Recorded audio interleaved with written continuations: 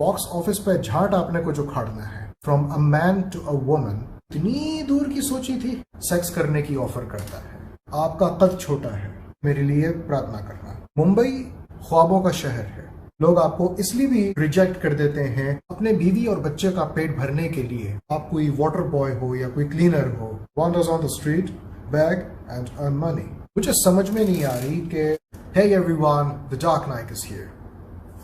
अपने बीवी और बच्चे का पेट भरने के लिए एक थिएटर एक्टर शिवा मजीद पैसे कमाने के लिए अपना भेष बदलकर ट्रांसजेंडर बन के सड़कों पे जाकर भीख मांगता है, लेकिन साथ साथ वो अपने नज़्मुल गैन को नहीं भूलता और उसका मकसद है फिल्म इंडस्ट्री में जगह बनाना और एक बड़ा अदाकार बनना, जिसके लिए वो बहुत कोशिश करता है, लेकिन वो अपनी कोशिश में नाकाम होता रहता है।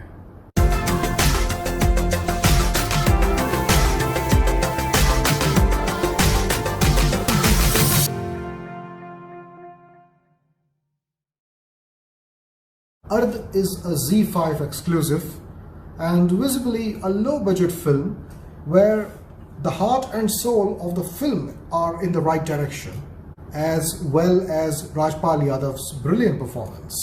लेकिन इसके अलावा कोई भी चीज़ फिल्म पर एहसान नहीं कर रही। ये फिल्म इस बात पे जोर देता है, जो हमने शुरू में देखा और आखिर में देखा, कि मुंबई ख्वाबों का शहर है, जहाँ लोगों के ख्वाबों की ताबीर होती है या उनके ख्वाब तार तार हो जाते हैं। शिवा उन करोड़ों लोगों में से एक है जो मुंबई में रहते हैं या दूसरे शहरों से मुंतकिल होकर मुंबई आते हैं अपने अज़्म के साथ, और या उनके ख्वाब पूरे होते हैं या ख्वाब टूट जाते हैं। शिवा थिएटर में एक्टिंग करता था, बदकिस्मती से उसका ये काम भी ख़त्म हो जाता है क्योंकि थिएटर में देखने वालों की तादाद कम हो जाती है, तो वो अपना धंधा बंद कर देते हैं और इसी तरह से उसका काम भी बंद हो जाता है, तो पैसे कमाने का एक जरिया बंद हो जाता है। इस फिल्म में ये भी एड्रेस किया है कि ये जो छोटे लोग होते हैं, जो स्ट्रगलिंग एक्टर्स होते हैं, ये नेपोटिज्म का शिकार होते हैं।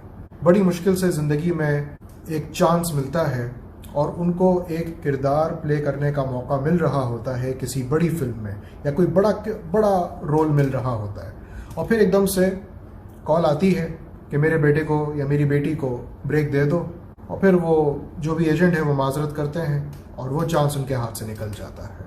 और ये इस इंडस्ट्री का एक बहुत बड़ा प्रॉब्लम है, और आई थिंक ये दुनिया में हर जगह प्रॉब्लम है, एंड दे एड्रेस दैट।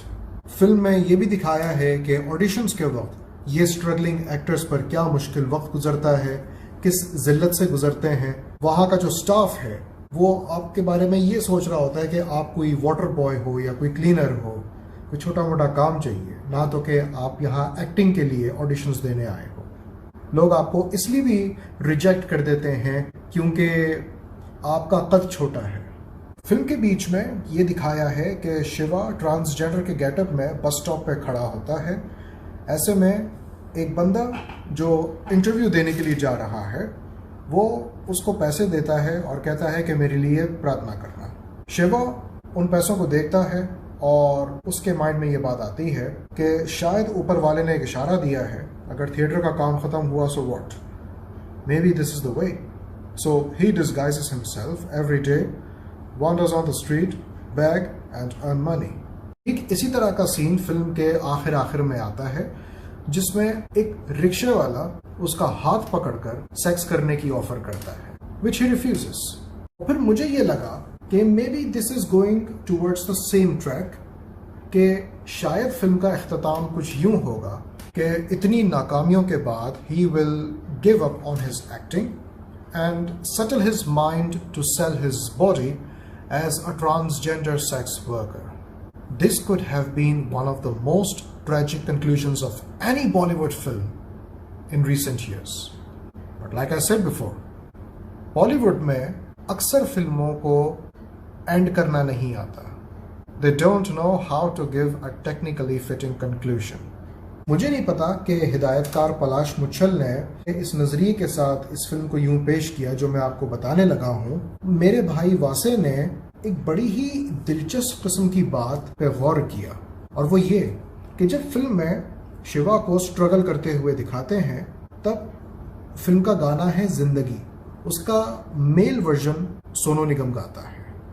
लेकिन जब फिल्म के आखिर में वो नाकाम हो जाता है तो जिंदगी का फीमेल वर्जन बजता है जो कि रेखा भारद्वाज ने गाया। Hence convincing the audience that the change in voice from a man to a woman is the indication that his fate has permanently changed and turned into becoming a beggar as a transgender. अब ये बात तो director Palash Muchhal ही confirm कर सकता है कि इस low profile aesthetic में क्या आपने वाकई इतनी दूर की सोची थी। अब डायरेक्टर क्या जवाब देगा मुझे तो नहीं पता, but I found my brothers theory very interesting. अगर किसी ने अर्थ देखी है तो वो नीचे कमेंट में बता सकता है कि इस बारे में उसकी क्या राय है। मुझे समझ में नहीं आ रही कि अर्थ पर इतना पैसा क्यों नहीं लगा जबकि ये Z5 एक्सक्लूसिव है। The plot was promising but the entire execution and the direction were substandard. There is no life in performances. I feel Rajpal Yadav is the only bread and butter of the film. हाँ ठीक है, समझ में आती है कि अगर film के लीड पर राजपाल यादव है तो बॉक्स ऑफिस पे झाट आपने कुछ उखाड़ना है। This is not how that film industry works.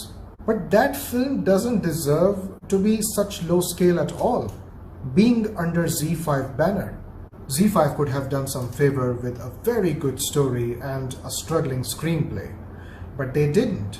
और इसीलिए एक अच्छी कहानी होने के बावजूद और राजपाल यादव की अच्छी परफॉर्मेंस के बावजूद फिल्म आपको देखने में ज़रा भी मज़ा नहीं आएगा। You will be watching some B-grade film. I'm Sami Naik.